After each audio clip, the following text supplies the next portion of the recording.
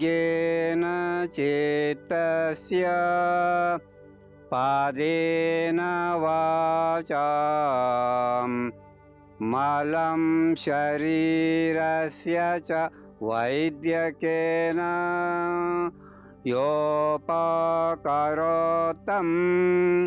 प्रवरं मुनीनां पतञ्जलिं प्राञ्जलिरानतोऽस्मि। आबाहुपुरुषाकारं शङ्खचक्रासिधारिणं सहस्रशिरसं श्वेतं प्रणमामि पतञ्जलिम्। ಓಂ ಶ್ರೀ ಗುರು ಬಸವಲಿಂಗಾಯ ನಮಃ. ಶ್ರೀ ಬಸವ ಟಿವಿಯ ಸಮಸ್ತ ವೀಕ್ಷಕರಿಗೂ ಯೋಗಾಸನ ಕಾರ್ಯಕ್ರಮಕ್ಕೆ ಸ್ವಾಗತ. ಈಗ ನಾನು ಕೆಲವು ಆಸನಗಳನ್ನು ಮಾಡುತ್ತೇನೆ. ನಮ್ಮ ಗುರುಗಳನ್ನು ಧ್ಯಾನಿಸಿ ಸ್ಮರಣೆ ಮಾಡಿಕೊಂಡು ಮಾಡ್ತಾಯಿದ್ದೀನಿ. ನಮ್ಮ ಗುರುಗಳು ಮಲ್ಲಾಡಿಹಳ್ಳಿಯ ರಾಘವೇಂದ್ರ ಸ್ವಾಮಿಗಳು. ಮತ್ತೊಬ್ಬ ಗುರುಗಳು ಶ್ರೀ ವೆಂಕಟಯ್ಯನವರು KR ನಗರ, ಮತ್ತು BK ಅಯ್ಯಂಗಾರ್ ಇಂಟರ್ನ್ಯಾಷನಲ್ ಫೇಮಸ್ ಯೋಗಿ. ಭಾರತ ರತ್ನ ಪ್ರಶಸ್ತಿ ಬರಬೇಕಾಗಿತ್ತು, ಆದರೆ ಪದ್ಮವಿಭೂಷಣ ಪ್ರಶಸ್ತಿ ಅವ್ರಿಗೆ ಬಂದಿತ್ತು.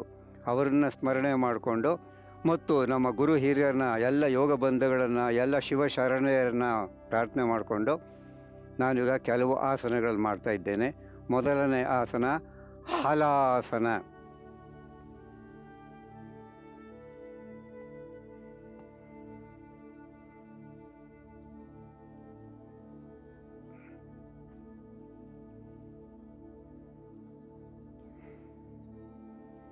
ಹಲಾಸನ ನೇಗಿಲನ್ನು ಹೋಲುವ ಆಸನ ಹಲಾಸನ. ಹಲಾಸನದಲ್ಲಿ ಸ್ವಲ್ಪ ಮುಂದುವರೆದು ಚಕ್ರಾಸನ, ಹಲಾಸನದಲ್ಲಿ ಹಿಂದೆ ಹೋಗೋದು ಅನುಭವ ಬೇಕು. ಇದು ಈ ಆಸನ ಮಾಡಬೇಕಾದ್ರೆ ಹಿಂದಕ್ಕೆ ಹೋಗ್ಬೇಕಾದ್ರೆ ಚಕ್ರ,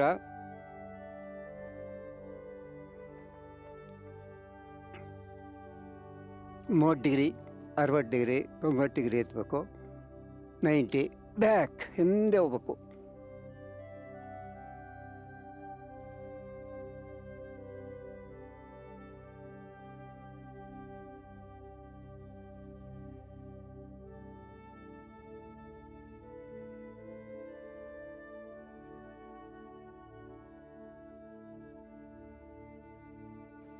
ಇದು ಸ್ವಲ್ಪ ಕ್ಲಿಷ್ಟಕರವಾದ ಆಸನ. ಹಲಾಸನದಲ್ಲಿ ಚಕ್ರಾಸನ. ಮುಂದೆ ಮಾಡುವ ಆಸನ ಭುಜಪೀಡಾಸನ. ಭುಜಪೀಡಾಸನ ಈ ಹಲಾಸನ ಮಾಡುವುದರಿಂದ ಬೆನ್ನೋವು, ಸೊಂಟ ನೋವು ಬರಲ್ಲ, ಜೀರ್ಣಶಕ್ತಿ ಚೆನ್ನಾಗಾಗುತ್ತೆ ಮತ್ತು ಥೈರಾಯ್ಡ್ ಗ್ಲ್ಯಾಂಡು ಕೂಡ ಚುರುಕುಗೊಳ್ಳುತ್ತದೆ. ನೆಕ್ಸ್ಟ್ ಮಾಡುವ ಆಸನ ಭುಜಪೀಡಾಸನ.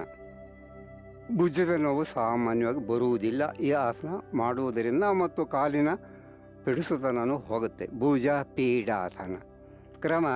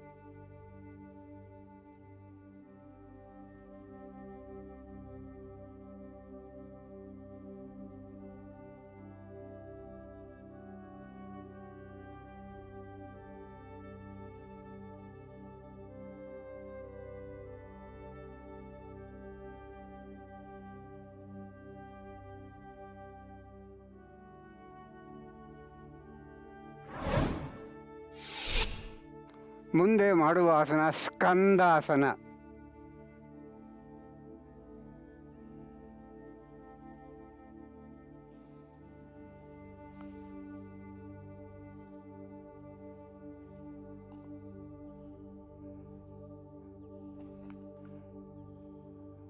ಹಣೆ ಮುಟ್ಟಿಸ್ಬೇಕು, ಅದೀಗ ಗಲ್ಲ ಮಾತ್ರ ಮುಟ್ಟಿಸ್ತಾ ಇದ್ದೀವಿ.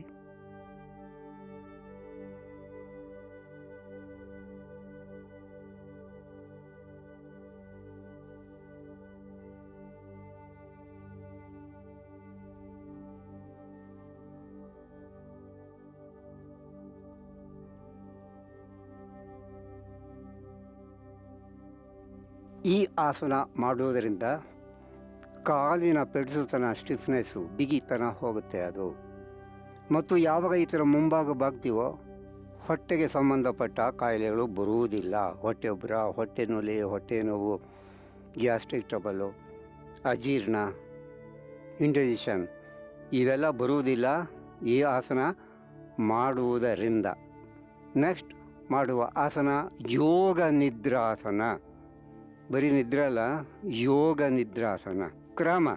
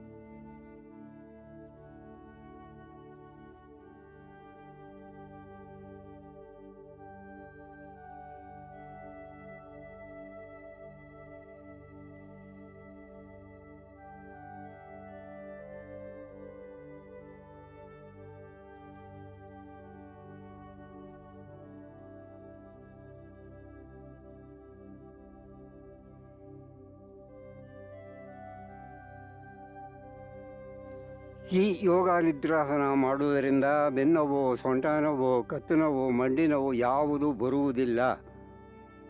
ಮತ್ತು ಧ್ಯಾನ ಮಾಡ್ಬೋದು ಈ ಆಸನದಲ್ಲಿ. ಋಷಿಮುನಿಗಳು ಇಡೀ ದಿವಸ ಧ್ಯಾನ ಮಾಡ್ತಾಯಿದ್ದಂತೆ ಯೋಗ ನಿದ್ರಾಸನದಲ್ಲಿ, ತಪಸ್ಸು. ನಾವು ಆರೋಗ್ಯಕ್ಕೋಸ್ಕರ ಮಾಡ್ತಾಯಿದ್ದೀವಿ. ಇದು ಕ್ಲಿಷ್ಟಕರವಾದ ಆಸನ. ನನಗೆ ಇಂಟರ್ನ್ಯಾಷನಲ್ ಯೋಗ ಕಾಂಪಿಟೇಷನ್ ಪಾಂಡಿಚೇರಿ ಒಳಗೆ 10ಕ್ಕೆ 10 ನಂಬರು ಬಂದಂಥ ಆಸನ ಇದು, ಯೋಗ ನಿದ್ರಾಸನ. ನೆಕ್ಸ್ಟ್ ಮಾಡುವ ಆಸನ ಉತ್ಥಿತ ದ್ವಿಪಾದ ಶೀರ್ಷಾಸನ. ಅತ್ಯಂತ ಕಠಿಣವಾದ ಆಸನ, ಉತ್ಥಿತ ದ್ವಿಪಾದ ಶೀರ್ಷಾಸನ.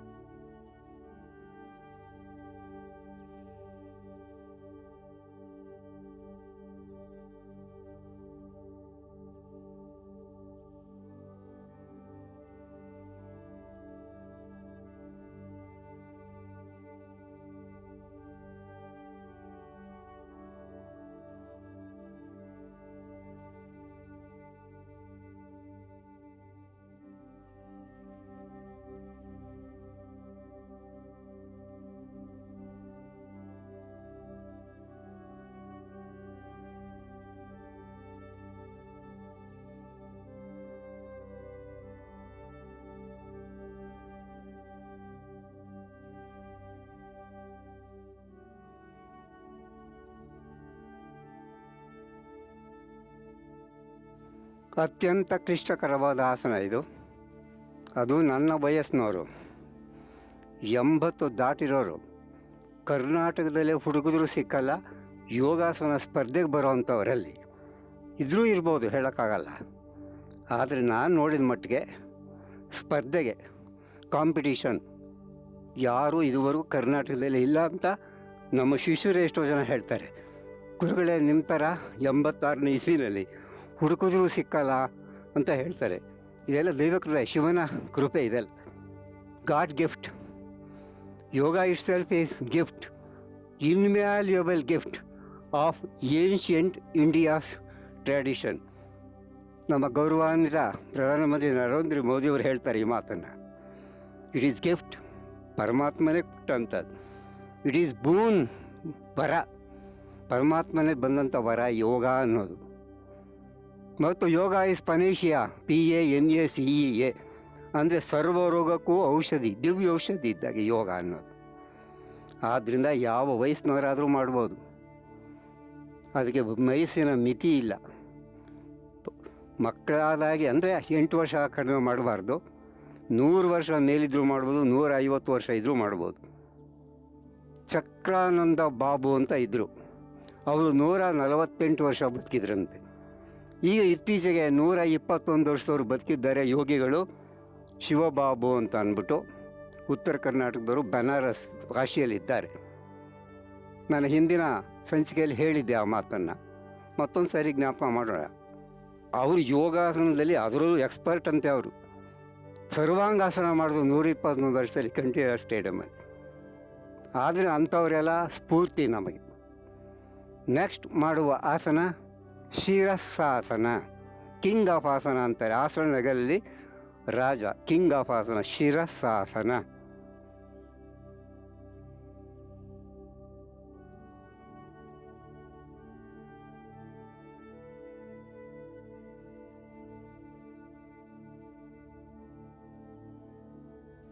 ಪದ್ಮಾಸನ, ಶಿರಸಾಸನದಲ್ಲಿ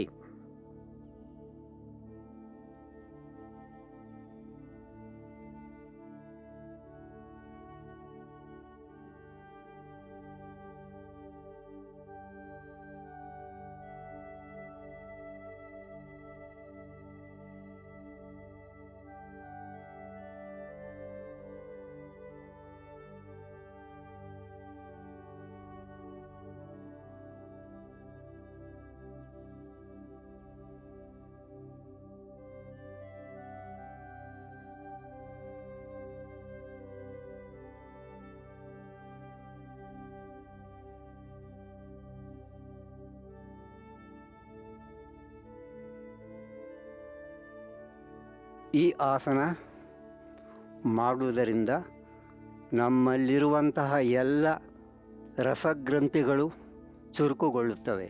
pituitary, pineal, thyroid, parathyroid, thymus, adrenal, gonads, pancreas ಇವೆಲ್ಲ ಆ್ಯಕ್ಟಿವೇಟ್ ಆಗಿ ಚುರುಕುಗೊಳ್ಳುತ್ತವೆ. ಅಷ್ಟೇ ಅಲ್ಲ, ಜ್ಞಾಪಕ ಶಕ್ತಿಯು ವೃದ್ಧಿಯಾಗುತ್ತೆ. ಅಷ್ಟೇ ಅಲ್ಲ, ಮೆದುಳಿಗೆ ಸಾಕಷ್ಟು ಆಮ್ಲಜನಕ ಪೂರೈಕೆ ಆಗಿ ಏನು ಮೈಗ್ರೇನ್, ಸೈಕೋಸೊಮ್ಯಾಟಿಕ್ ಡಿಸೀಸ್ ಅಂತ ಕರೀತಾರೆ, ತಲೆನೋವು, ಅರ್ಧನೆ ನೋವು, ತಲೆ ಸಿಡ್ತ, ಇವ್ಯಾವು ಬರೋದಿಲ್ಲ ಈ ಶಿರಸಾಸನ ಮಾಡುವುದರಿಂದ. ಈವನ್ ಮೊಳೆ ರೋಗ, ಪೈಲ್ಸ್ ಕೂಡ ಬರುವುದಿಲ್ಲ ಅಂತ ಇದೆ. ಡೈಜೆಷನ್ ತುಂಬ ಚೆನ್ನಾಗಾಗುತ್ತೆ. ಜೀರ್ಣಶಕ್ತಿ ಮತ್ತು ಎಕ್ಸ್ಪ್ರೆಷನ್, ವಿಸರ್ಜನಾಂಗ ಕ್ರಿಯೆ ಇಷ್ಟೆಲ್ಲ ಸರಿ ಹೋಗುತ್ತೆ ಶಿರಸಾಸನ ಸರಿಯಾಗಿ ಮಾಡುವುದರಿಂದ.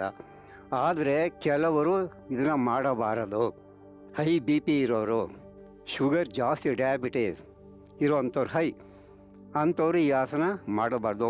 ಕಣ್ಣಿನ ತೊಂದರೆ, ಕಿವಿಯ ತೊಂದರೆ, ಮೂಗಿನ ತೊಂದರೆ ಇವಿದ್ದವರು ಈ ಶಿರಸಾಸನ ಮಾಡಬಾರದು. ಹಲಾಸನ ಮಾಡ್ಬೋದು, ಸರ್ವಾಂಗಾಸನ ಮಾಡಬಹುದು. ಅದು ಗುರುಗಳ ಮಾರ್ಗದರ್ಶನದಲ್ಲಿ, TV ನೋಡಿ ಆಗಲಿ ಅಥವಾ ಪುಸ್ತಕ ನೋಡೋದಾಗಲಿ ಮಾಡಬಾರದು. ಗುರುಗಳ ಮಾರ್ಗದರ್ಶನದಲ್ಲೇ ಮಾಡಬೇಕು. ಯಾಕೆಂದರೆ ಗುರು ತಾನು ಅನುಭವಿಸಿರ್ತಾರೆ ಯಾವ ಆಸನ ಮಾಡಿದ್ರೆ ಏನು ತೊಂದರೆ, ಯಾವ ಆಸನ ಮಾಡಿದ್ರೆ ಏನು ಒಳ್ಳೆಯದಾಗುತ್ತೆ ಅನ್ನೋದನ್ನು. ಅದರಿಂದ ಗುರುವಿನ ಮಾರ್ಗದರ್ಶನದಲ್ಲಿ ಇಂಥ ಆಸನ ಮಾಡಬೇಕು. ಇದು ಆಸನಗಳ ರಾಜ ಅಂತ ಕರೀತಾರೆ ಇದನ್ನು. ಇದು ಎಲ್ಲರೂ ಮಾಡೋಕ್ಕಾಗಲ್ಲ ಆಸನ. ಇದನ್ನು ಬಹಳ ಅನುಭವ ಬೇಕು. ನಾನು ನನ್ನ 50ನೇ ವಯಸ್ಸುವರೆಗೂ ಏನೇನೂ ಗೊತ್ತಿರಲಿಲ್ಲ. ನಾನು ಗುರುಗಳ ಮಾರ್ಗದರ್ಶನದಿಂದನೇ ಇವತ್ತು ಈ ಸ್ಥಿತಿಗೆ ಬಂದಿದ್ದೀನಿ. ಇನ್ನು 35 ವರ್ಷ ಯೋಗಾಸನ ಮಾಡಬಲ್ಲೆ ನಾನು.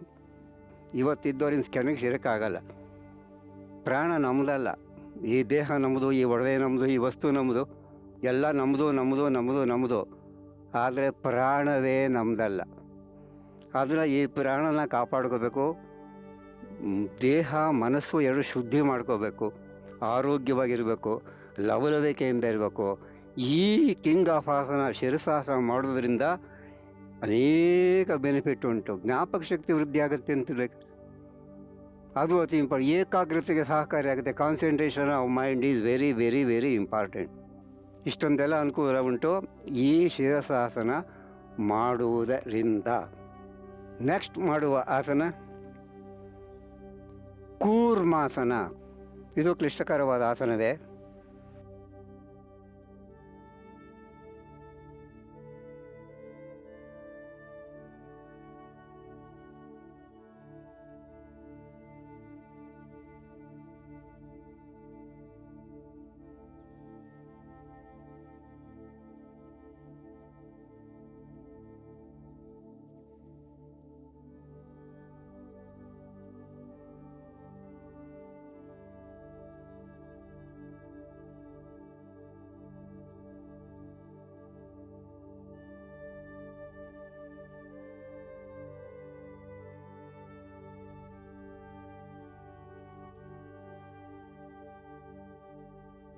ಕೂರ್ಮ ಅಂತಂದರೆ ಆಮೆ. ಆಮೆ 300 ವರ್ಷದ ಮೇಲೆ ಬದುಕುತ್ತೆ ಅಂತ ಇದೆ. ಕಲ್ಕತ್ತಾ ಮ್ಯೂಸಿಯಮ್ಮಲ್ಲಿ ನಾವು ಪೇಪರು ಟಿ ವಿ ನೋಡಿದಾಗೆ 360 ವರ್ಷ ಬದುಕಿತ್ತಂತೆ ಆಮೆ. 360 ಇಯರ್ಸ್. ಆದ್ದರಿಂದ ಈ ಆಸನ ಮಾಡೋದ್ರಿಂದ ದೀರ್ಘಾಯಸ್ಸು ಉಂಟಾಗುತ್ತೆ ಅಂತ ಇದೆ. ಯಾವುದೇ ಆಸನ ಪ್ರಾಣಾಯಾಮ ಆದರೂ ಅದರಲ್ಲೂ ಕ್ಲಿಷ್ಟಕರವಾದ ಆಸನಗಳು ದೀರ್ಘಾಯಸ್ಸು ಉಂಟು ಆಗುತ್ತೆ ಅಂತಿದೆ. ಆದ್ದರಿಂದ ಈ ಆಸನಗಳನ್ನು ಗುರುವಿನ ಮಾರ್ಗದರ್ಶನದಲ್ಲಿ ಮಾಡಬೇಕು. ನೆಕ್ಸ್ಟ್ ಮಾಡುವ ಆಸನ ಆಕರ್ಣ ಧನುರಾಸನ.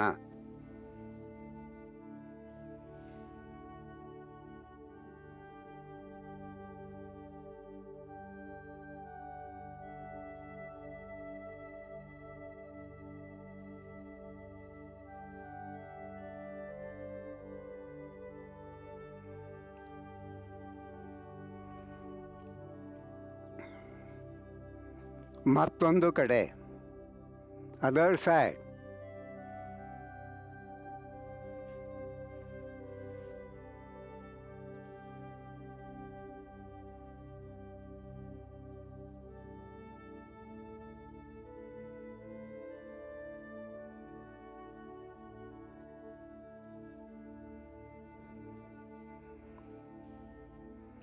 ಈ ಆಸನ ಮಾಡೋದ್ರಿಂದ ಕಾಲಿನ ಬಿಗಿತ ಹೋಗುತ್ತೆ, ಸ್ಟಿಫ್ನೆಸ್, ಬಿಡಿಸುತನ ಅಂತ ಕರಿತೀವಿ, ಜಡತ್ವ ಅಂತ ಕರಿತೀವಿ, ಇದೆಲ್ಲ ಹೋಗುತ್ತೆ ಈ ಆಸನ ಮಾಡೋದರಿಂದ. ಕಿವಿವರೆಗೂ ಎಳಿಬೇಕಲ್ಲ ಕಾಲುಗಳನ್ನು.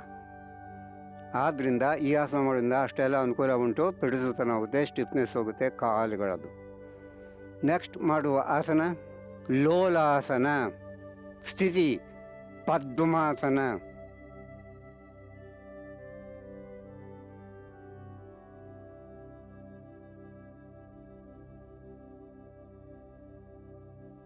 ಪದ್ಮಾಸನ ಅಂದರೆ ಹಿಂಬಡಿ ಕೂಡ ಹೊಟ್ಟೆಗೆ ಟಚ್ ಆಗಿರಬೇಕು. ಈ ಥರ ಇಟ್ಕೋಬೇಕು.